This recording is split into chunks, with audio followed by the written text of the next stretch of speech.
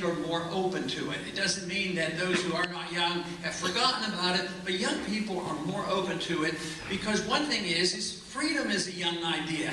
People think that, you know, so often, those of us who have defended freedom, especially if you talk about sound money, you want to go back to the Dark Ages. You want to go back to the 19th century or the 18th century. And only what we're doing today, you know, fighting these endless wars and printing money and running up debts and expanding the size of government, undermining personal liberty, they think that is progress. You know, the only thing that has ever been progress is the improvement and the development, the understanding of liberty. And that's a relatively new issue. If you think of all of history and all of the world today, it mostly has been run by tyrants. And the notion that individuals are important and governments are supposed to be small and limited to the protection of liberty, that is a new and exciting idea. And I think that is one of the reasons why young people like this idea, because their minds are not muddied up with the conventional wisdom of the politicians and the TV and the media and all the things that they have learned. And they're more open. And too often, as we get older, we are taught to conform. But I think it's a natural tendency to love liberty, whether you're 2 years old or whether you're 16 years old.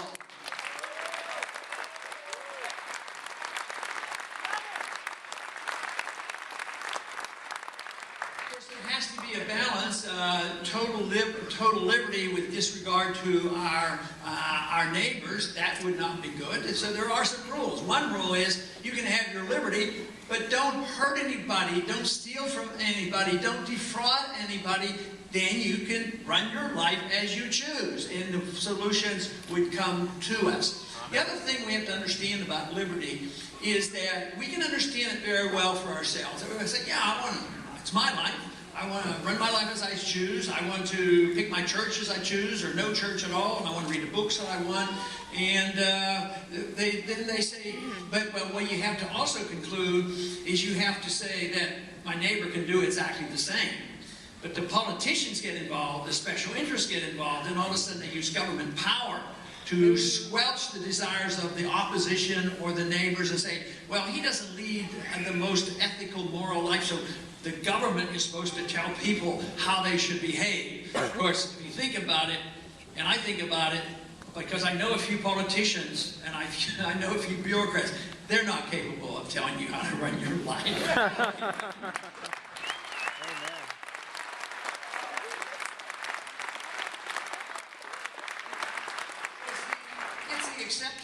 Acceptance of other when they don't use their life as you think they should, whether it's social, or they spend their money in a different way than you think they should. But that means if you want to legalize liberty and free choices, if they're not hurting people and only involving a risk to themselves, then you have to be a bit tolerant, and you don't have to endorse what they do. Just because you don't want to deal with them, that doesn't mean you endorse their views. So this is so often what happens. If people will say, well, if somebody uses their liberty in a certain way, such and such is going to happen, that means I endorse what they do. Absolutely not. If somebody practices a religion you don't endorse and you disagree with, or if they don't practice a religion, because you protect the right of their free choice, that doesn't mean you endorse what they do. So that's the way it should be across the board. Whether it's economic liberty or social liberty, we accept the fact that you can deal with your spiritual life, your intellectual life, and why should we accept the notion that you should be able to decide what you do with your own body? You know, how you decide how to run your own life. We shouldn't be so judgmental. And if we can accept that, then that provision should be, you know, adapted to saying that maybe we ought to apply the same principles to all foreign countries. You know, we have our shortcomings. Other countries have all their shortcomings, but is it our responsibility, and will it work for us to say, we are the best, we are the champions, we know what to do, and if you don't live the way we do, we're going to invade you and occupy you, and if you want to do our bidding, we'll bribe you and prop up your dictators. If you don't, we'll bomb your countries. No, that is no way to do it if you want to live in a republic and a free society. If we have an exceptional...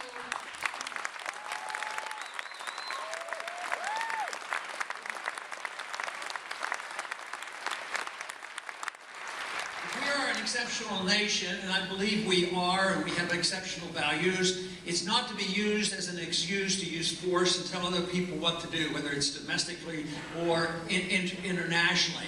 And unfortunately, this is what we have done.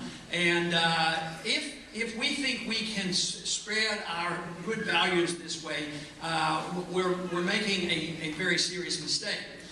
If we do our job here at home, protecting our republic, protecting individual liberty, having a free market economy, having sound monetary policy, if we set a good standard, maybe the other parts of the world would want to emulate us.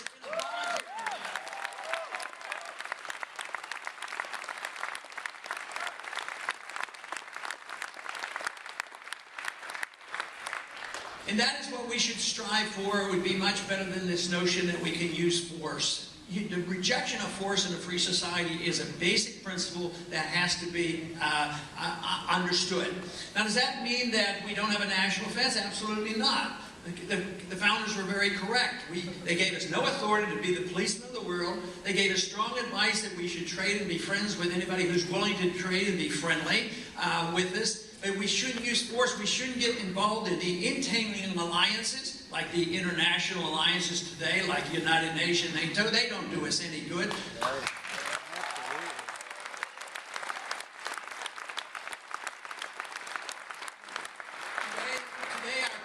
Today, by decades now, our presidents, especially since World War II, have decided to go to war not by the consent of the people through their representatives in Congress, but they go to war under UN resolution and NATO resolutions. It's unconstitutional, it's wrong, it's very dangerous, costs a lot of money, and we should hold the feet to the fire of anybody who represents us in Washington.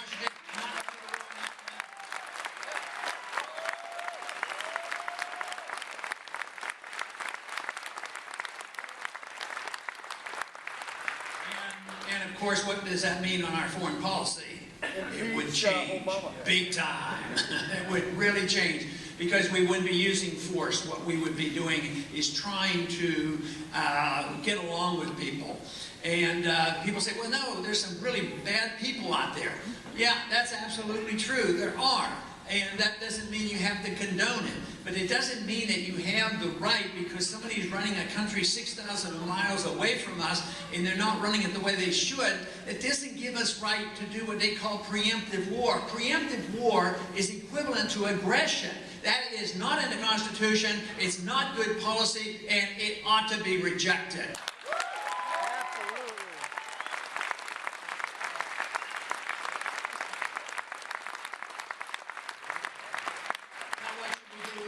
What should we do with our troops? They should defend this country. They should defend this country, and they do it exactly that way. The troops should be brought home as soon as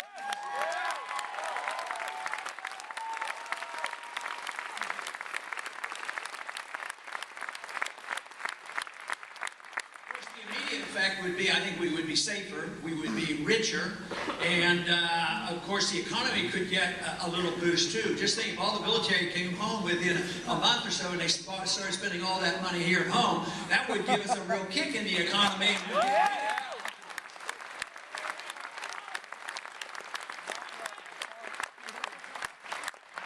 Really tired of subsidizing the defense of Japan and South Korea and Germany and getting into these wars in the Middle East. So it is a drain. In the last 10 years, there's been $4 trillion of added debt to us because of the wars that we have been fighting. And what have these wars achieved? You know, we were told so many stories about why we had to go into Iraq. They used 9/11 as an excuse to go into Iraq. Had nothing to do with Al-Qaeda, had nothing to do with weapons of mass destruction, nothing to do with our national security being in danger.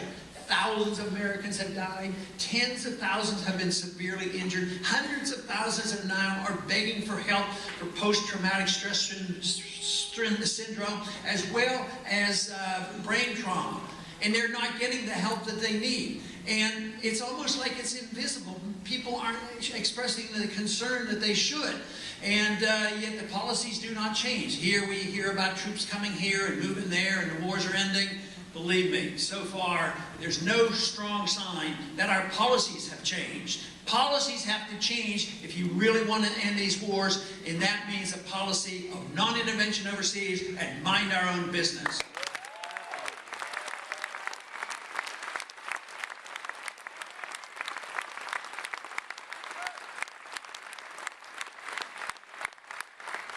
Under a wartime footing, the American people, as all people seem to do, they seem to be more willing to give up their liberties. We certainly seem to do that right after 9/11. But 9/11, I think, in many ways was misunderstood.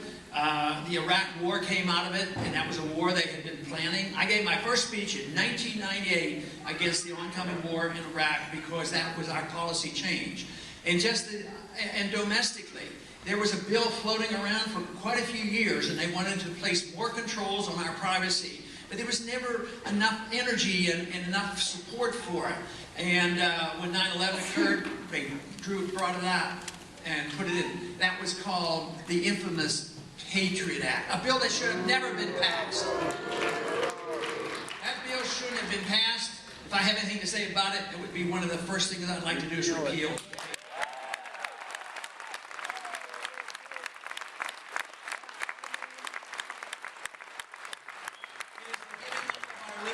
Bills like the Patriot Act that allows departments to be set up like Homeland Security and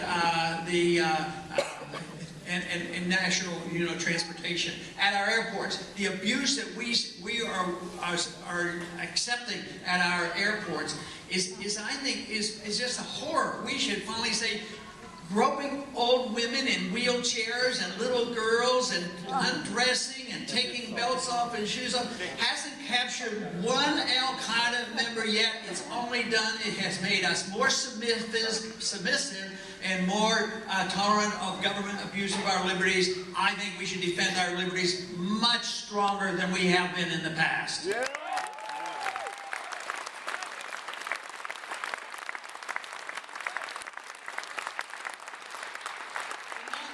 Not only has the TSA been abusing our liberties, but there's been some other things ongoing. I imagine many of you probably have heard about the provision that was stuck in the National Defense Authorization Act. A horrible provision. That provision is what says is that military now can arrest American citizens. The military, that means posse comitatus has been repealed, and not only can they arrest American citizens, and for the vaguest of complaints, if you're what they call an allied force, if you happen to become associated with a group they think they're suspicious of that they might cause harm. So if you visit websites or you get emails or donate money or attend a meeting, you could become a suspect as an allied force. But what they're saying now with the law passed by the Congress, it says the Army can do this, the President can do it with the use of the Army and arrest people and denied an attorney, denied a trial, denied even charges being made and put in prison indefinitely. It says it indefinitely, and even in a foreign prison. That is not the kind of America we should want to live in. That provision needs to be repealed. Yeah.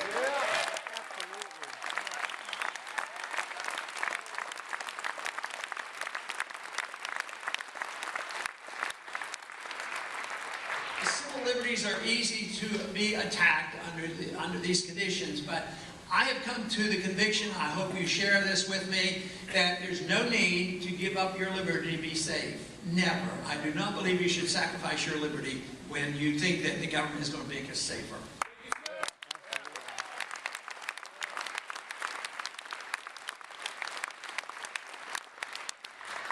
During the campaign, probably the issue that comes up the most is the economy.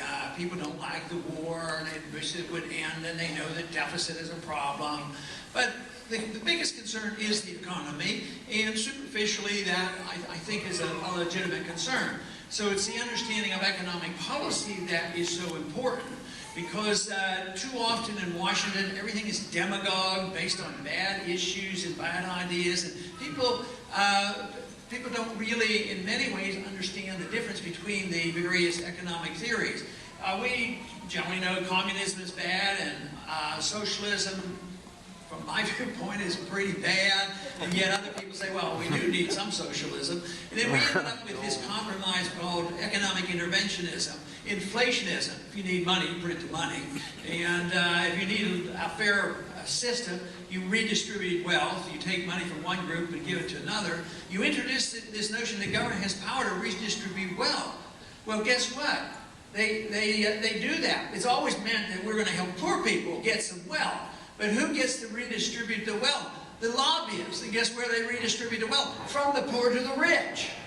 It makes no sense.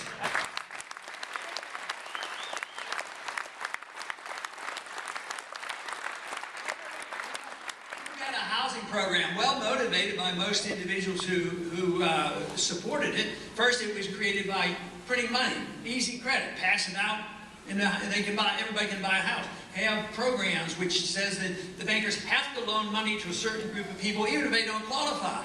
And also, then there were the special deals with Fannie Mae and Freddie Mac that gave low interest rate, low interest in a line of credit to the Treasury.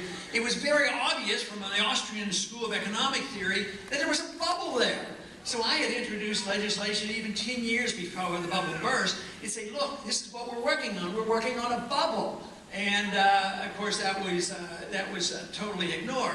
But the motivation was strong. We have to help poor people get a house. And some poor people did get a house. They didn't qualify. And people were very happy. It seemed to be working. They buy houses, and it seemed to work because the price of the house was going up. Oh, I can borrow more money against the house. And that seemed to be good, too. People looked like it was a perpetual wealth machine until the prediction came true. The bubble burst.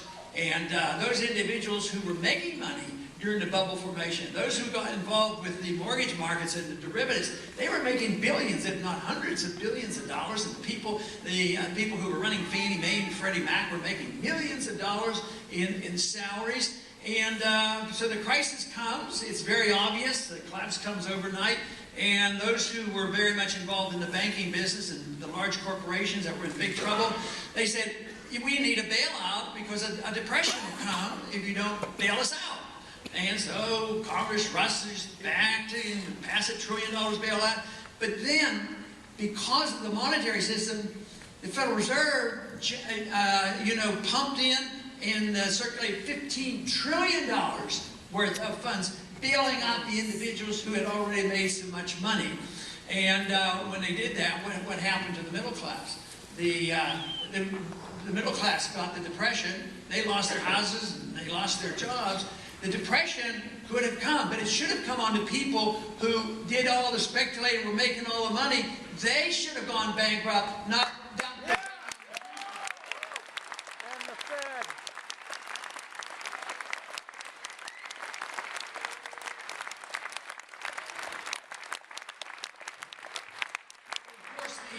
The interest I've had for many years, as a matter of fact, even early on when I first got involved in talking about economics and ended up going to the House of Representatives, had to do with the monetary system.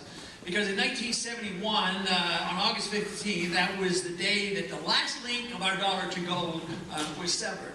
And I was convinced by the study about Austrian economics that that would usher in an age of too much spending, too much debt, a bubble that would continue to build and a much poorer country.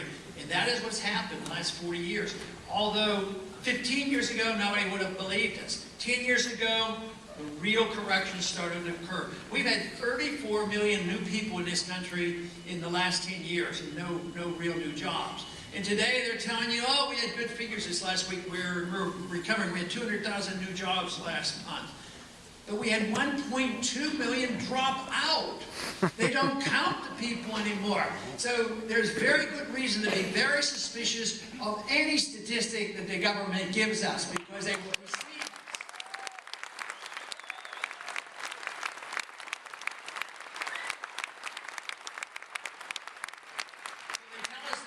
The unemployment problem isn't nearly as severe as many of us believe, but they all say there's no inflation.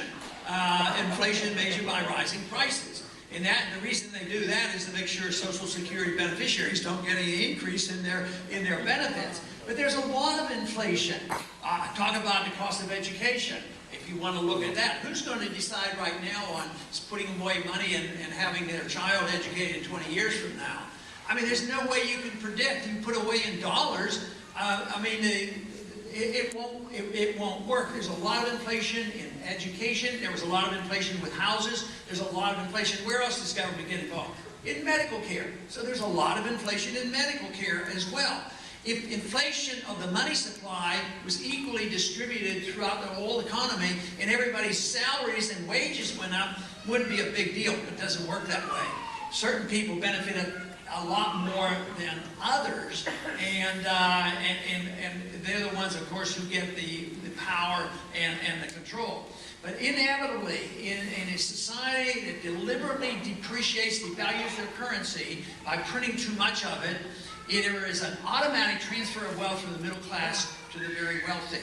Because they get to use the money first. Governments benefit, they print it and spend it, and the big corporations get it, the banks get it, foreigners get it because we send all the aid over to the military-industrial complex gets it, but then in a year or two or three this money circulates, and guess what? Prices go up. And who pays it? Middle class pay it. Do you think the rich care about gasoline going from $3 to $4? They don't care. But a 33% rise in your gasoline prices, your heating bills, your medical care bill, or your education, it devastates the middle class. The great thing about a sound money system and free markets and property rights, and that we enjoyed, and we enjoyed the best ever, and we had the largest middle class ever in the history of the world, and the wealthiest middle class ever. But they can't tell us that now because even the wealth that is apparent today is based on debt. And this is the reason people aren't feeling good about it, because not only do they know about the debt, and they know the failure of government. Even those who believe in these programs know, we can just solve this all if we just raise taxes, and then we can take care of the people who have these needs. But people are starting to realize, young people, I get usually a pretty good reception than when I offer to young people in order to get through this transition and get a better system. Just to let the young people opt out of Social Security if they want. If they're under 25, I let them get out of Social Security. Yeah.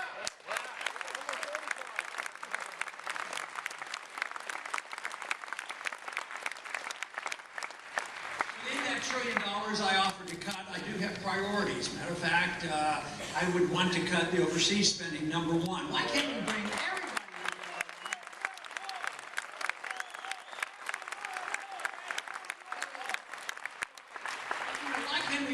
Conservatives and liberals and independents and everybody together on saying, why don't we take care of our people at home when we're broke?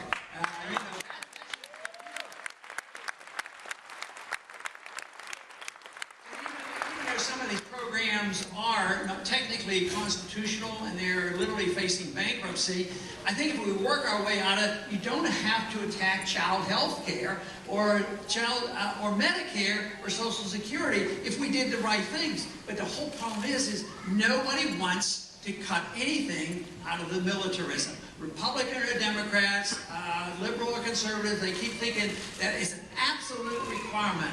And yet history is replete with all the examples of great empires that have gone by with their wayside because they extended themselves too far overseas. And just think of what the Soviets did just in recent history.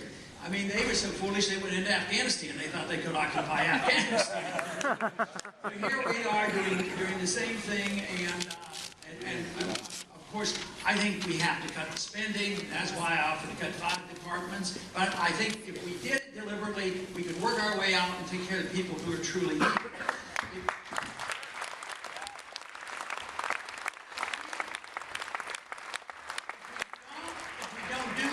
We're all going to be needy. Even the wealthy are going to suffer because there will be not only economic chaos, there's going to be political chaos that's already existing in Europe. Europe is in a little worse shape than we are. They expect the next shoe to fall in Europe. But guess what? Bernanke has already gone to Europe because people are still taking our dollars, which means the greater burden on the American people. He's promised that he's going to bail them out. The banks banks are in trouble. They still own derivatives. The debt is still very big. But the foreign banks, which are branch banks of ours frequently, they bought up this Greek debt and this other sovereign debt that's not worth anything. But we say, okay, we can't let this crisis build, so we're going to bail them out, which means the burden is always falling on the U.S. dollar and the U.S. economy and the American taxpayer. And that's why just the thought of restoring a national sovereignty and having a national currency backed by gold would be so much better.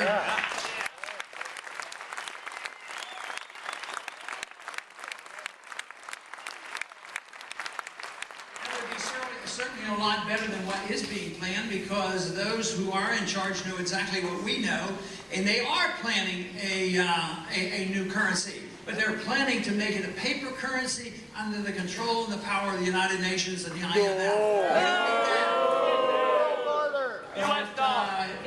What we need is a firmer understanding and a conviction about freedom. Because if you truly believe in freedom, you believe in the free market, you believe in property rights, you believe in contract rights. Some people accuse us and say, oh, if you people had it your way, there would be no regulations whatsoever. No, the regulations would be about the market and property rights. The regulations wouldn't have allowed to bail out these corrupt companies who were really bankrupt. They should have gone bankrupt if the regulations were market.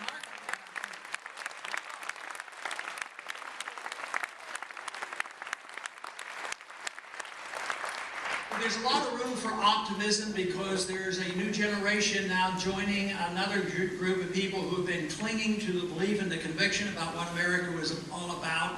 There's the great need, the apparent failure of all these programs, the failure of the monetary system, the failure of our foreign policy. It is out in the open. The only question is, are we going to express ourselves and tell them we have some alternatives that will be part of the American system? We don't have to go backwards. We can take what we've had in the past and build on it, improve on it. And this little test that we've had for a couple hundred years in this country, the greatest test, we need it reversed, because I think in the last 100 years we've been going in the wrong direction. We need to stay what we really believe.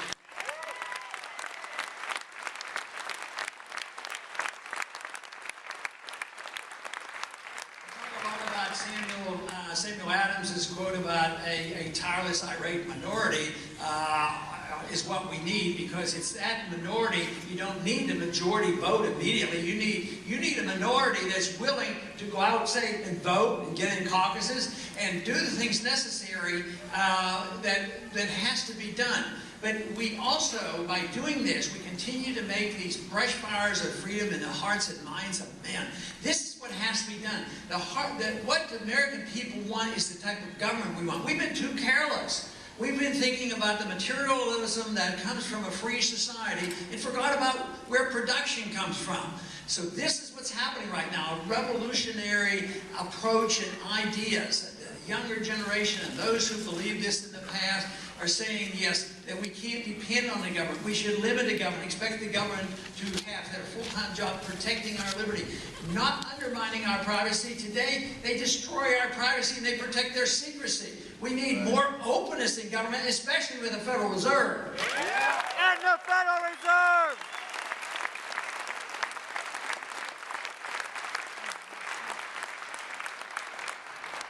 But if in a free society, our personal goals hopefully should be that we as individuals should strive for excellence and virtue.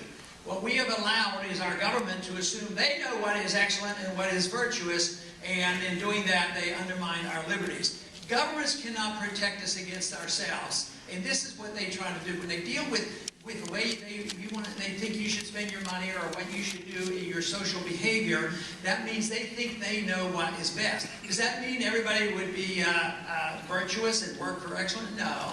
But when government does it, they destroy liberty, and guess what? They almost always make the mistakes on what they think is best for you. So this is an opportunity that we have now. That energy is there.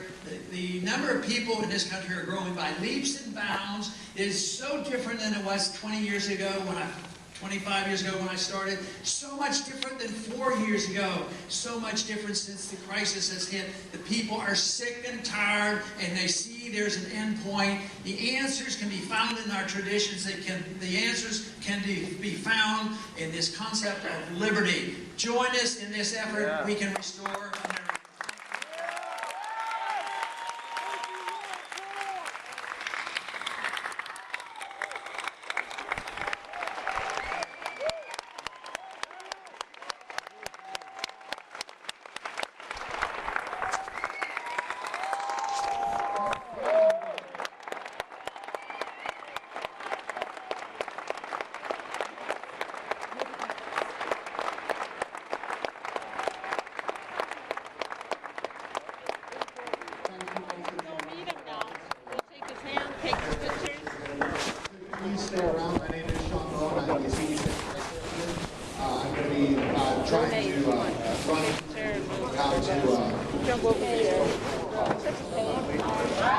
Hey, you can go this way. Nadia, go in to get a picture. Because you need someone to take a picture of the camera. No.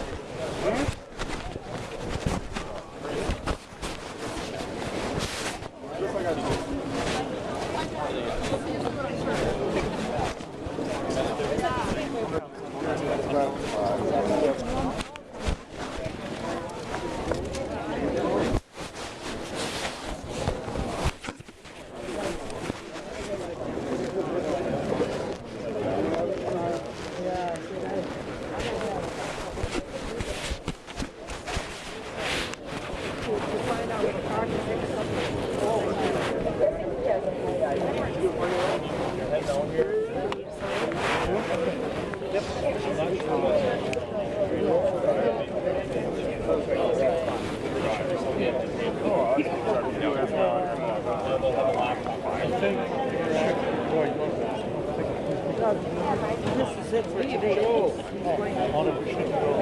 This way around. Okay. I'm trying to sneak out here. It's all right.